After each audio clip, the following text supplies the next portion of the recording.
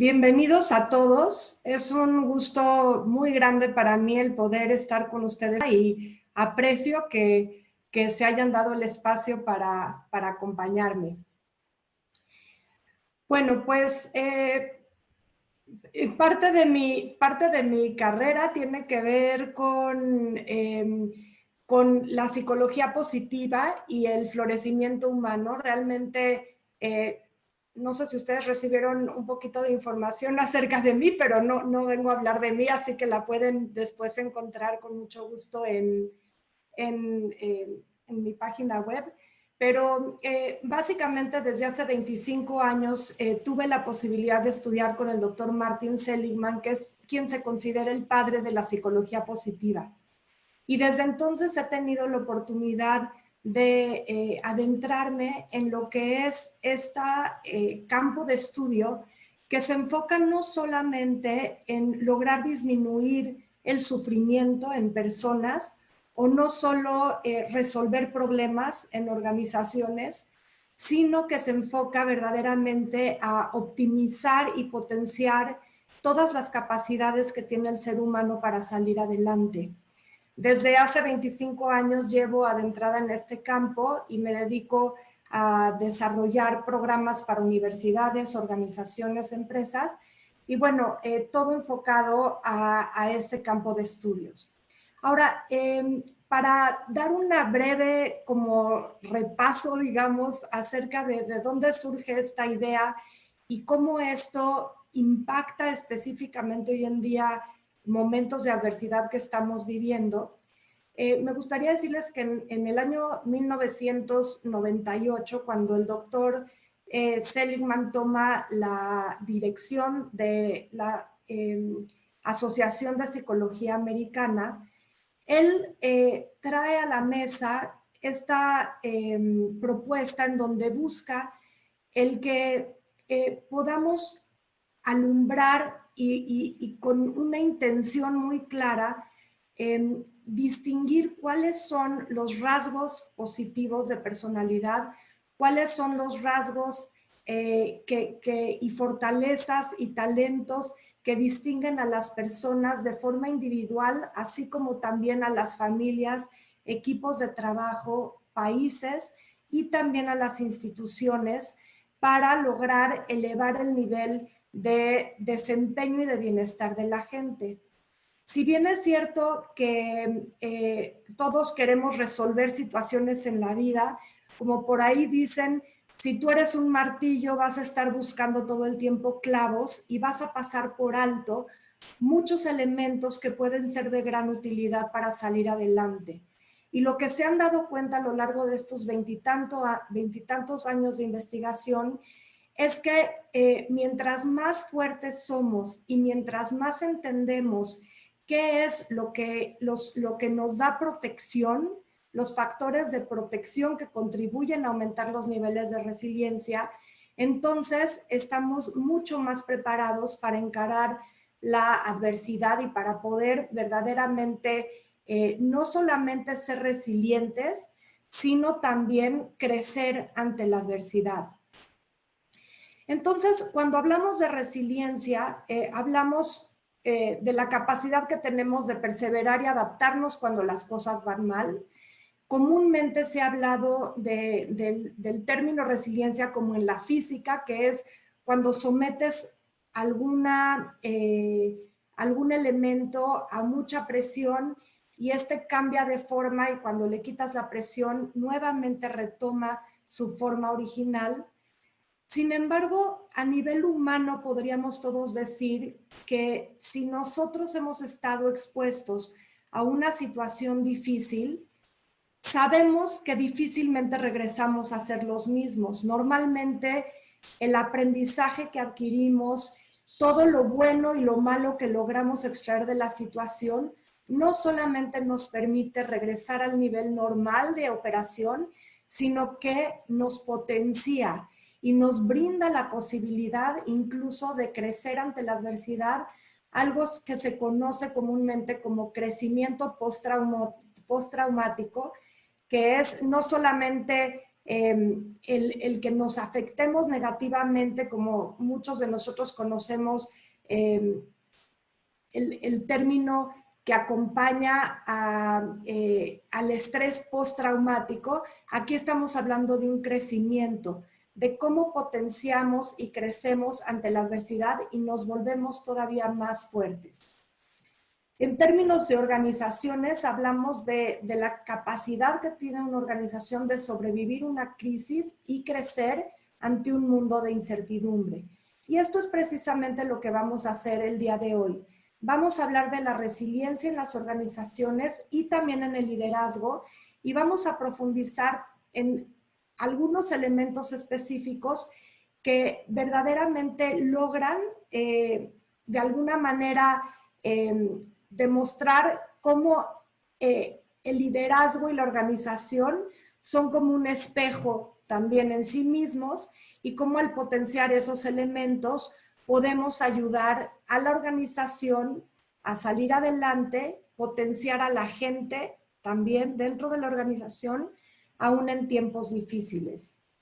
Entonces, Erika Sevilla en este libro de Resilient Organizations habla principalmente de 3 elementos que impactan mucho esta capacidad organizacional de resiliencia.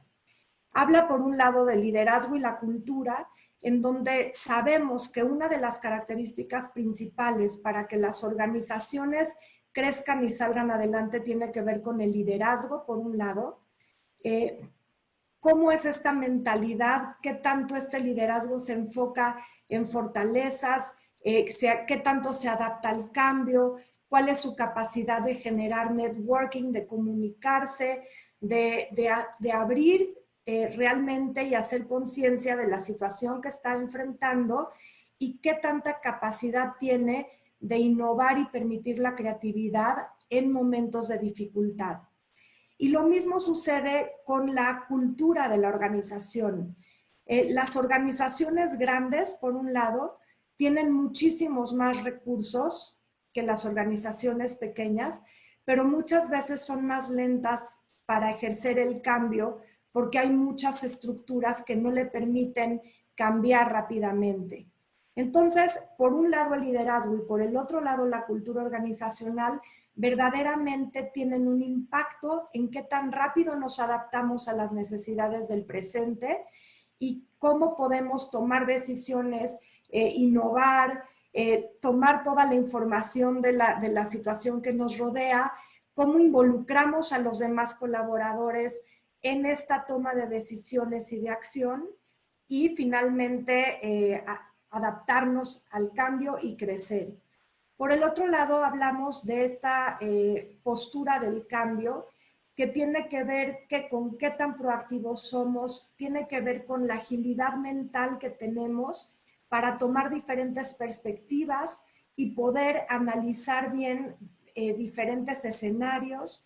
¿Qué tan unificados estamos en el propósito? Esto tiene que ver con nuestra capacidad como equipo de entender cuáles son las prioridades que tenemos como organización, cuáles son, digamos, estos marcos de referencia y capacidad de movimiento que tenemos en esta toma de decisiones, y estrategias de planeación que incluyen cómo podemos adelantarnos un poquito y ver cómo el estrés, y el estrés no hablando nada más del estrés que vive la persona, sino el estrés de las circunstancias que nos rodean, de esta adversidad, cómo están pudiendo jugar en nuestra contra y cómo podemos nosotros tener planes de acción y crear diferentes rutas y diferentes escenarios para justamente adelantarnos y sobrepasar la situación que se nos presenta. Y el último elemento, que incorpora varios más, es la parte de las relaciones interpersonales dentro de la organización misma, y también las redes de networking y estas alianzas estratégicas que, por un lado, los mismos colaboradores desarrollan dentro de su organización, y dependiendo de su puesto, también con la gente fuera de las organizaciones. Y entonces, ¿Cuánto es, por ejemplo, la información que ellos tienen? ¿Qué tan distribuido está el conocimiento y el poder para utilizar este conocimiento y promover el cambio? Y por el otro lado, la importancia de romper estas islas, a veces de injerencia, estos grupos que a veces viven muy aislados y no están teniendo el impacto que pudieran tener dentro de la organización. Entonces, a grandes rasgos, todos estos elementos son elementos importantes que influyen y ayudan a promover una resiliencia organizacional, pero nosotros nos vamos a enfocar en 5 principalmente, que son la honestidad y la apertura, el enfoque centrado en fortalezas, la autonomía y la autoeficacia, comunicación activa y constructiva y el liderazgo al servicio.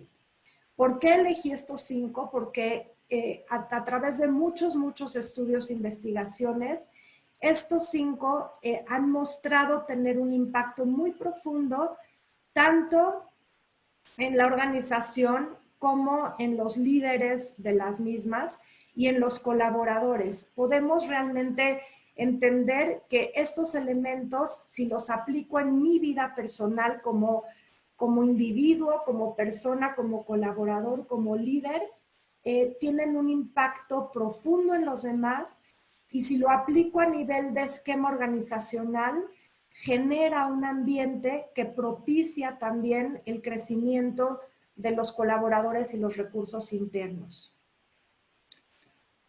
Entonces, empezando por la honestidad y apertura, ¿a qué nos referimos con esto? Estamos viviendo momentos de muchísima incertidumbre y no existe realmente ninguna fórmula específica para construir la resiliencia organizacional. Por un lado, algo muy importante es cómo podemos accesar y usar los recursos que tenemos disponibles dentro y fuera de la organización.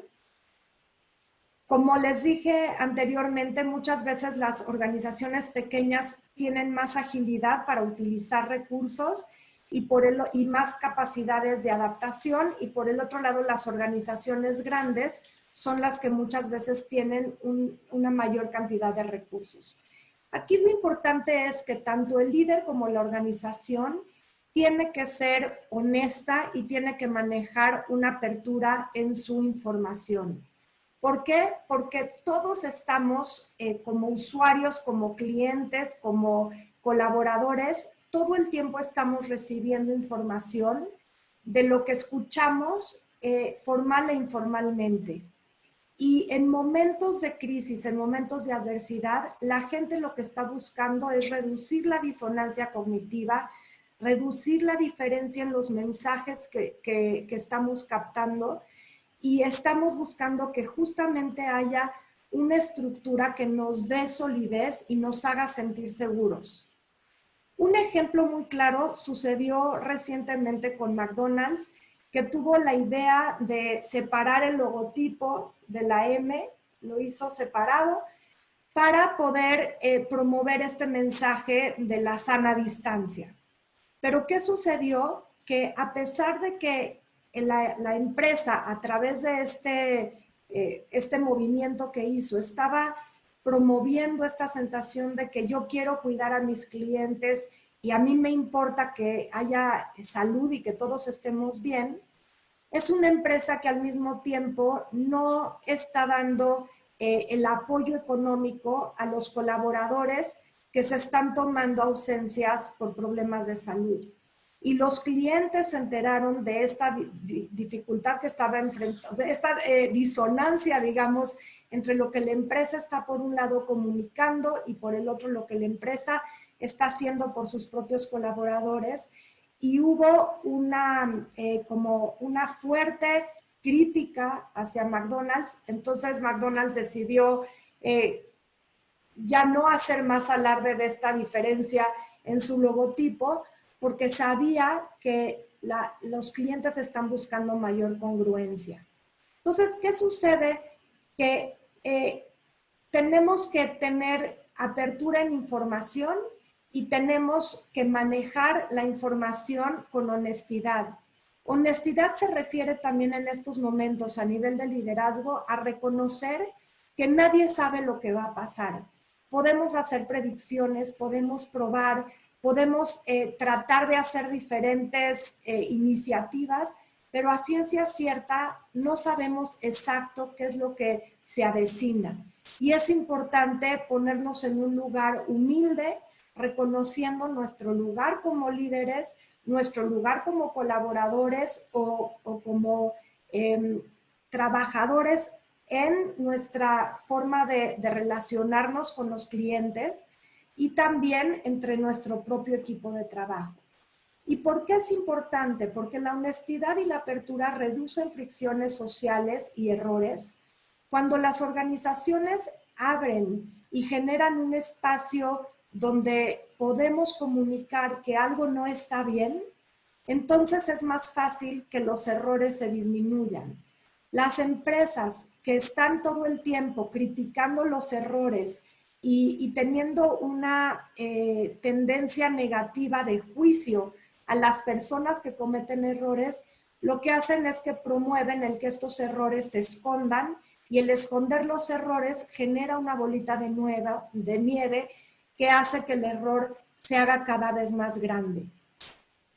La honestidad y la apertura promueven la confianza interna y externa con los clientes y con los colaboradores, promueven la cooperación.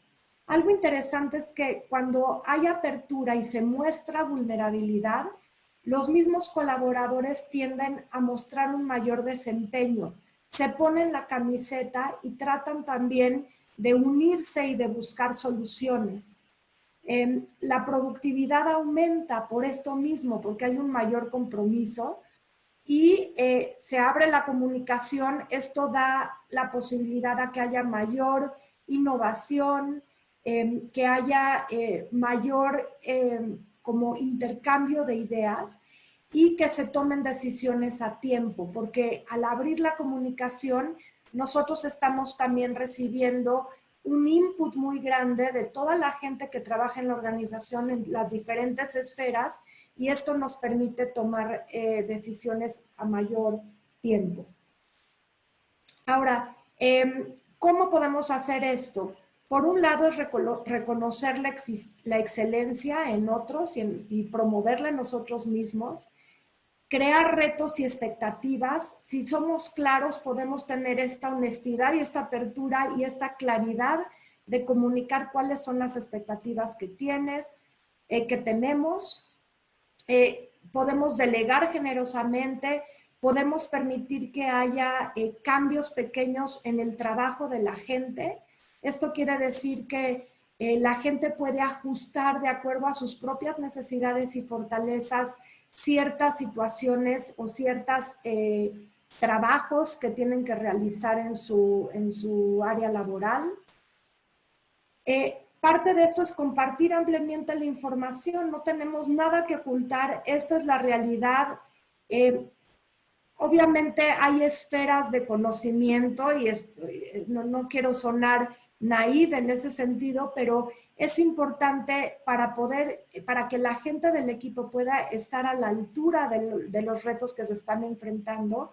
La información es necesaria, hay muchos errores en las empresas que suceden porque la gente hace inferencias, porque no tiene suficiente información.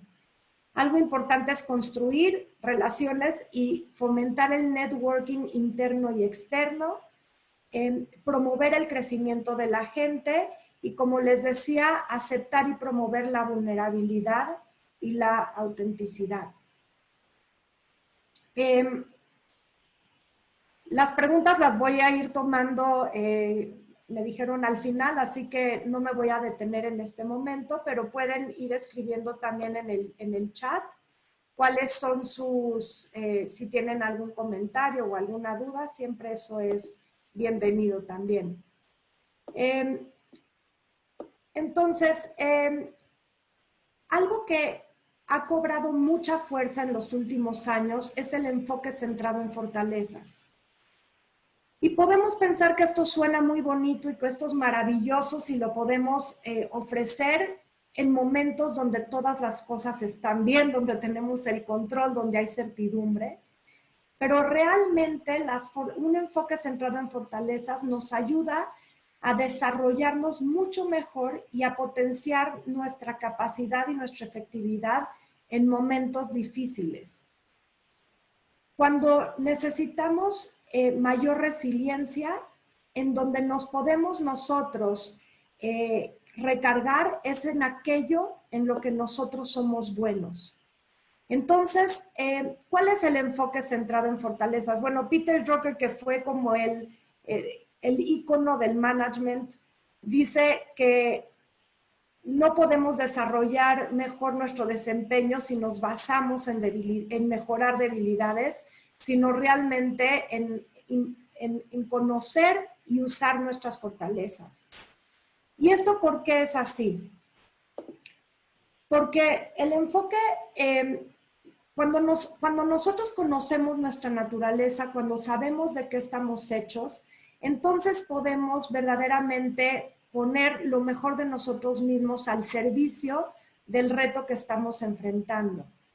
Y de alguna manera nuestras fortalezas es como reconocer que estamos nadando en el agua y que somos peces, ¿no? O sea, realmente saber cuáles son los recursos con los que contamos, entender que los hemos puesto en práctica anteriormente, recordar y reconocer momentos en nuestro pasado donde ciertas fortalezas nos ayudaron a levantarnos ante la adversidad. Y esto hace que nuestro potencial salga. ¿Por qué? Porque son como nuestros superpoderes, es aquello en lo que nosotros nos recargamos y aquello que nosotros sabemos hacer muy bien. Un momento de adversidad no es un momento para ponernos a buscar elementos y recursos que nunca hemos utilizado, es el momento de ponernos a buscar a lo mejor cómo innovar, pero aprovechando los recursos y fortalezas que ya tenemos como personas, como equipos de trabajo y como organizaciones, y que podemos utilizar en esta innovación o en esta forma de resolver la adversidad que estamos viviendo en este momento. Entonces, algo importante es reconocer mis fortalezas individuales. Gallup tiene muchos recursos que pueden ustedes utilizar para reconocer cuáles son sus talentos y sus habilidades. Via Character Strengths te ayuda a reconocer también cuáles son las características innatas que tú tienes como persona y que puedes poner al servicio. Algo importante, y todos sabemos cuáles son nuestras fortalezas, incluso si no hacemos estos cuestionarios, porque a veces cuando estamos enfrentando la adversidad no nos da tiempo de dedicar el tiempo a conocernos más, pero hacer una introspección, reconocer cuáles son, soy muy creativo, me gusta trabajar en equipo, reacciono muy bien ante la presión, soy muy crítico, tengo un alto nivel de juicio, de prudencia. ¿Y cómo puedo entonces analizar las decisiones que está tomando mi organización basándome en estas fortalezas? Y al reconocer cuáles no tengo tan presentes y reconocerlas en alguien más dentro del equipo de la organización, entonces podemos verdaderamente formar un equipo que se pueda complementar y que pueda ayudar a resolver situaciones de una forma más estratégica y más global. A la hora de darme cuenta cuál es el impacto del uso de mis fortalezas en otro, entonces puedo yo fortalecerla y utilizarla todavía con mayor intención. Y algo importante siempre es reconocer y validar las fortalezas de otros. Comúnmente, y más en momentos de adversidad, estamos con una mente que está viendo lo que no funciona, que está al acecho de todos los errores y que pone la linterna y alumbra todo lo que está mal dentro de las personas y dentro de las organizaciones. Es de vital importancia en momentos de adversidad buscar y reconocer y validar las fortalezas de los otros, las fortalezas del equipo. Como les decía, irnos hacia atrás en el tiempo y también reconocer cuáles han sido las fortalezas que en momentos de adversidad, si no iguales, similares, nos han ayudado a nosotros a salir adelante y agarrarnos de esas para hacerle frente a la adversidad actual. Un tercer punto muy importante es la autonomía y la autoeficacia. Podemos pensar que estas son características meramente individuales y que solamente aplican a lo que es la persona, el individuo. Y sí, en una gran medida, definitivamente, la resiliencia se recarga en la autonomía y en la autoeficacia, porque si no tenemos un sentido como personas de creer que tenemos la capacidad para transformar, impactar positivamente nuestra vida y nuestro entorno, entonces nos quedamos pasivos y dejamos de seguir intentando. La autonomía y la autoeficacia tienen que ver con nuestra capacidad de perseverar y de salir adelante aunque estemos enfrentando retos y obstáculos, y esto hace que no nos demos por vencidos. Sin embargo, la autonomía y la autoeficacia también la podemos ver a nivel sistémico, como organización. ¿De qué somos capaces en este equipo de trabajo? ¿De qué somos capaces en la organización como un todo? ¿Cuál es nuestra injerencia? ¿Cuál es nuestra libertad de acción? ¿Qué podemos hacer que beneficie a nuestras necesidades inmediatas como personas, como equipos de trabajo, como organización e incluso como país? México Puede es justamente un ejemplo de organizaciones que están diciendo, tomo en mis manos y abro y amplío este campo de acción porque tengo la libertad y la capacidad de actuar positivamente en mi entorno y en mi vida. Dentro de las organizaciones, esto también nos podemos dar cuenta. Algo interesante como ejemplo, no aplica a un momento de adversidad, pero hubo una historia de los Cheetos Flaming Hot en Estados Unidos, que a raíz de un error que sucedió en una planta, una persona que se dedicaba a la limpieza dentro de la planta, se llevó estos chetos que no habían sido condimentados y empezó a trabajar en una fórmula para poder realmente recubrir estos chetos con un sabor muy especial. Esta persona era de origen, bueno, es de origen latino, y se puso a crear una fórmula para poder desarrollar un nuevo sabor de los chetos. Perfeccionó la fórmula, tuvo la capacidad, la autoeficacia, utilizó su autonomía para comunicarle al CEO de esta nueva fórmula. El CEO tuvo la apertura de decirle, tienes 2 semanas para perfeccionar tu fórmula y hacernos una presentación. A las 2 semanas, esta persona encargada de la limpieza, compartió su fórmula, compartió su visión, cómo llegarle a la población latina dentro de Estados Unidos. Y bueno, finalmente los Cheetos Flaming Hot se volvieron como una gran fuente de recursos para la empresa y obviamente cambió la vida de esta persona que tuvo la autonomía, la autoeficacia de compartir una idea y en una organización donde hubo la apertura para que haya este canal de comunicación. Entonces, bueno, aquí era una adversidad pequeña cuando se cayó la planta y no estaba funcionando adecuadamente, pero finalmente estamos hablando de que cuando asumimos nuestra capacidad y nuestra autonomía para cambiar las cosas, para actuar libremente, entonces podemos generar cambios importantes, no solo para nosotros, sino para toda la organización. Ahora, existe un campo de estudio que se llama la indagación apreciativa, que principalmente lo que busca es indagar de forma apreciativa, indagar a partir de un lente de fortalezas. Esto se relaciona con el tema anterior.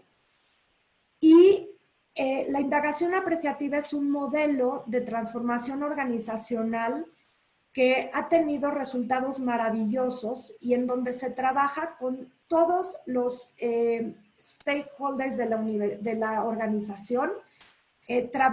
Dentro de este desarrollo de indagación de cómo podemos hacer la organización mejor, incluyen a personas que están en el área de transporte, clientes, proveedores, representantes de toda la organización, los líderes más altos, todas las jerarquías, y tratan de encontrar cuál es el sueño de la organización y cómo permitir que no sea nada más el pasado lo que te empuje, sino que el sueño de la organización sea lo que te jala. Y busca a través de preguntas propositivas y llenas de energía generar resultados. Y bueno, no voy a profundizar en el tema de indagación apreciativa, pero algo de lo que ha sido una y otra vez resaltado como muy exitoso dentro de este proceso es la capacidad de autonomía y autoeficacia que promueve en todos los integrantes de la organización. Entonces, ¿cómo podemos nosotros aplicar esto en la vida real? Es el que tú tengas la libertad de darte a conocer en la relación, que tengas esa capacidad de interacción interpersonal sin importar el rango en el que tú te muevas.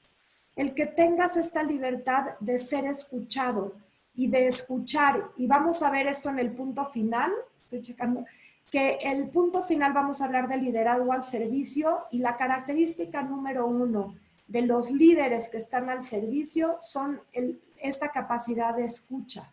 El saber escuchar hace que la gente se sienta viva dentro de la organización, que se aclaren muchos problemas de comunicación, que las buenas ideas y la innovación surja y se complemente y se comparta.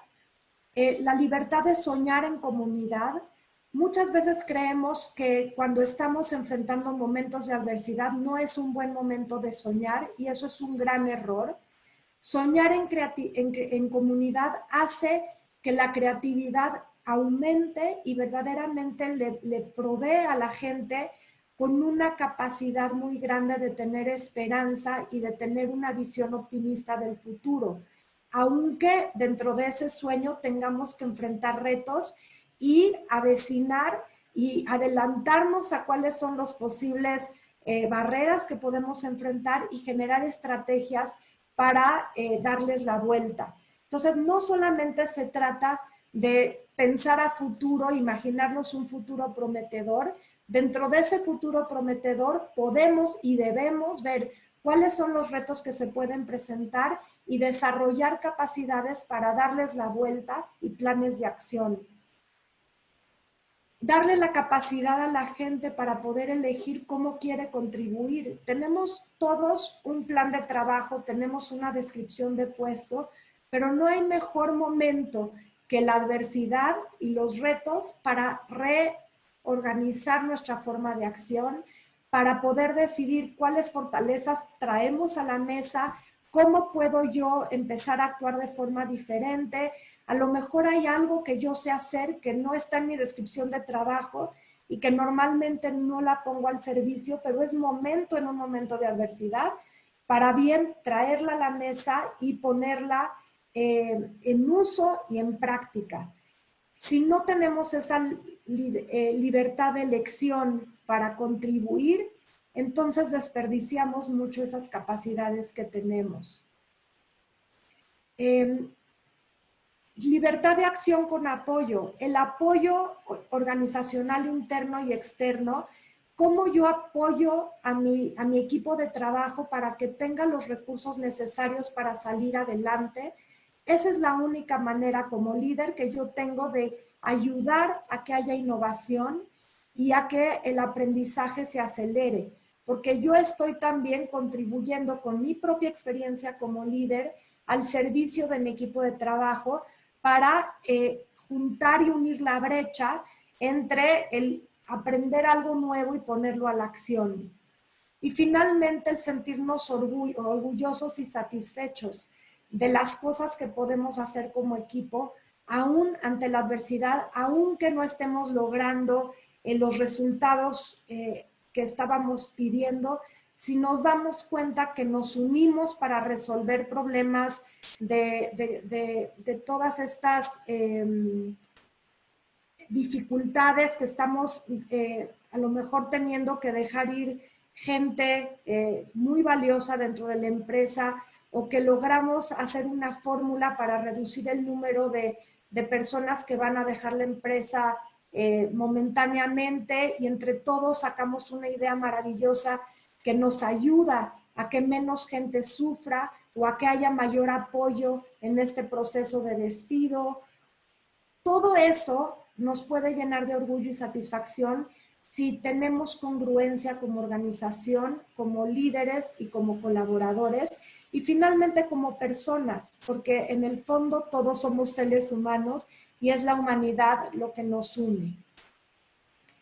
Por el otro lado, la comunicación, hablo específicamente de comunicación asertiva y constructiva, porque me interesa mucho no hablar de la comunicación a nivel global. Ya sabemos todos que la comunicación puede ser el mayor acierto o el mayor error en una organización. Entonces, lo que aquí buscamos es cómo podemos de forma activa y constructiva ayudar a nuestros colaboradores y ayudar a nuestra organización. Entonces, en las fotos pueden ver muy fácilmente la persona activa que escucha y que está involucrada en una comunicación activa y constructiva, está llena de energía, está poniendo su atención y está buscando cómo puede ayudar y contribuir a crecer esta espiral positivo. Una persona activa, destructiva, está buscando el error, está viendo cómo las cosas no funcionan, qué puede salir mal, se llena de miedo, de susto y contagia ese susto a la persona que está comunicando. La persona pasiva constructiva es una buena escucha, pero no tiene esta energía que ayuda a seguir alimentando este ciclo de crecimiento, y la pasiva destructiva ignora lo que está escuchando, ignora recursos, no piensa en alternativas y no permite que haya una generación de ideas. Entonces, la comunicación activa, constructiva, lo que hace es que promueve la escucha activa, promueve la empatía porque te conectas con el otro, porque haces tuyas las ideas, porque tú mismo colaboras y te entregas también con pasión. Incluso si estás oyendo algo que no está funcionando bien, tienes mayor compasión, pero estás buscando siempre nuevamente las fortalezas, estás indagando apreciativamente y estás siendo generador de nuevas ideas, estás con una presencia auténtica, llenas de energía al otro y ofreces recursos. Algo importante es que en momentos de adversidad normalmente lo bueno lo ignoramos porque estamos todo el tiempo poniéndole atención a lo malo. Especialmente en momentos de adversidad, capitalizar lo bueno es importante. ¿Qué es capitalizar lo bueno? Que cuando alguien te cuenta una buena noticia, hagas preguntas, le ayudes a esa persona a saborear ese buen momento, a saborear esa buena acción, a entender cuáles son los pasos que tomó, que lo hicieron tener éxito, cómo contagió a los demás para promover esto en su equipo de trabajo, y finalmente para que esto sea un círculo virtuoso que continúe a largo plazo. Entonces, mucho es brindar apoyo, es escuchar activamente, es comunicar con afirmación lo que sí existe, lo que sí nos damos cuenta, estar presente, genuino, y como les digo yo, mucho es cómo podemos resaltar más de lo bueno para que finalmente eso bueno logre permearse a las áreas de menos bienestar o de más adversidad y nos pueda servir de lección o nos pueda servir como herramientas que podemos posiblemente usar a favor de la resolución de problemas. Y para terminar, voy a hablar de liderazgo al servicio. Este fue un término de Robert Greenleaf, es un término, es una forma de liderazgo importante que realmente lo que hace es voltear completamente la tradicional pirámide de liderazgo, en donde normalmente el líder estaba siendo sostenido por todos y todos le servían al líder, y aquí el líder asume una posición de servicio en donde busca cómo servirle al management, a la administración, cómo servirle a los colaboradores y cómo brindar un servicio a los clientes. Al invertir esta pirámide, lo que sucede es que existe una mayor... el líder que tiene normalmente a su disposición muchos más recursos, pone todos esos recursos al servicio de los demás y potencia el crecimiento de la organización al potenciar el desarrollo de los demás. Entonces, el liderazgo en servicio comienza con las ganas de servir, no con las ganas de liderar. Y ya después de que te das cuenta del impacto que tiene tu servicio ante los demás, de cómo tú puedes ayudar a que los otros crezcan, entonces puedes ya asumir ese rol como de liderazgo. Pero es como esta combinación en donde el líder y esta preocupación por ayudar a los otros a que se desarrollen y crezcan, están tan unidos que son inseparables. Las características más importantes es que un líder al servicio es un líder humilde. Quiere aprender de los demás, quiere saber cómo ayudar, quiere saber qué es lo que los otros necesitan. Tiene aceptación por otras formas. No tienen los demás que volverse a semejanza de mí como líder, sino que acepto que hay otras maneras y a la vez puedo dar dirección, pero ayudando a que los otros crezcan y se desarrollen en esta dinámica. Entonces, ¿cómo es que actúan los líderes al servicio? Y lo que tengo que decir es que este liderazgo al servicio ha sido reconocido por su gran aporte y por su gran impacto en organizaciones de todos niveles, y muchos de los líderes de management que ustedes conocen a nivel mundial se han recargado en este concepto de liderazgo al servicio para desarrollar los demás estilos de liderazgo que proponen en sus teorías. ¿Qué hace este líder? Cuida a las personas, escucha, es empático, fomenta la conciencia porque es autocrítico y al mismo tiempo fomenta el que las otras personas aprendan de sí mismos. Es un líder que inspira, que puede soñar muchos sueños, tiene la capacidad de conceptualizar el sueño de la organización, su sueño personal y el sueño de los demás equipos de trabajo y de las personas, y ayudar a que estos sueños juntos se unan. Tiene una visión a futuro, ayuda a las personas y construye comunidad. Entonces ayuda a que otros ayuden a otros y se compromete profundamente. Esto hace que uno no se sienta solo en la adversidad. Muchos de los problemas importantes del liderazgo es que nos sentimos aislados en esta pirámide hasta arriba. Y aquí es al revés, es una co-creación, es una manera de traer lo mejor de la organización y de las personas al servicio de todos para que entre todos podamos servirle a la organización, a las personas y al mundo. David Cooperrider, que es el líder de la indagación apreciativa, dice: cambiamos mejor cuando somos más fuertes. Y todos estos elementos que les compartí el día de hoy son elementos que son factores de protección de resiliencia. Nos ayudan a elevar nuestro nivel de resiliencia si los construimos y los cultivamos en momentos buenos.